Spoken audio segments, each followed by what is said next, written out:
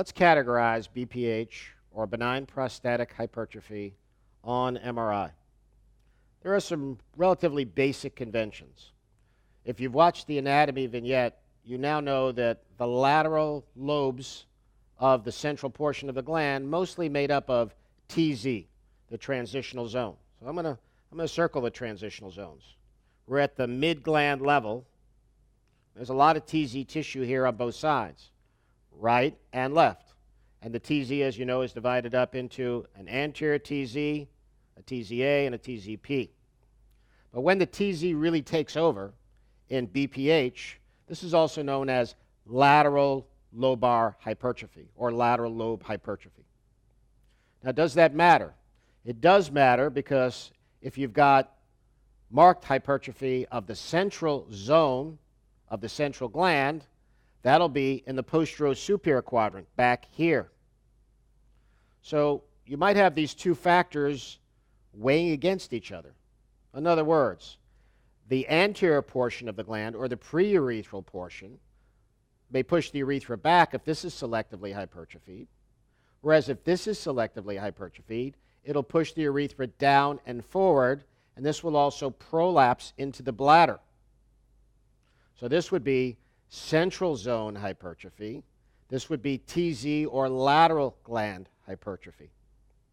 Now, if you've got the deep tissues around the urethra getting big, as they may often do, this is known as median lobe or median prostatic hypertrophy. And this may contribute to pushing the central zone further up into the bladder. When this gets very polypoid, it can even prolapse into the urethra and cause urethral obstruction, which is a phenomenon described by Aberin many years ago. So we've got lateral lobe hypertrophy, central posterior-superior hypertrophy, and then periurethral or median lobe hypertrophy as some very basic anatomic portions of the gland that may enlarge.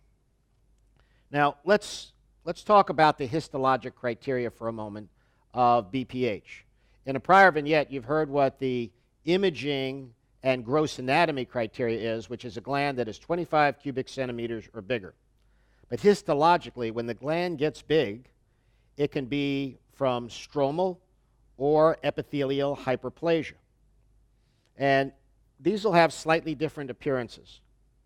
But when you have this hyperplasia, you also get a dynamic effect on the urethra, constricting the urethra from either the back or the front or both. When they both equally enlarge, in other words, the retrourethral portion of the prostate and the preurethral or anterior portion of the prostate, if they enlarge symmetrically, this is referred to as balanced hypertrophy. So it's no wonder that you might have imbalanced hypertrophy where the back gland is bigger but not the front, or the opposite. The front portion of the gland is bigger but not the back. And that is one of the bases for lobar classification of benign prostatic hypertrophy. In another vignette, we'll take a look at the lobar classification of BPH.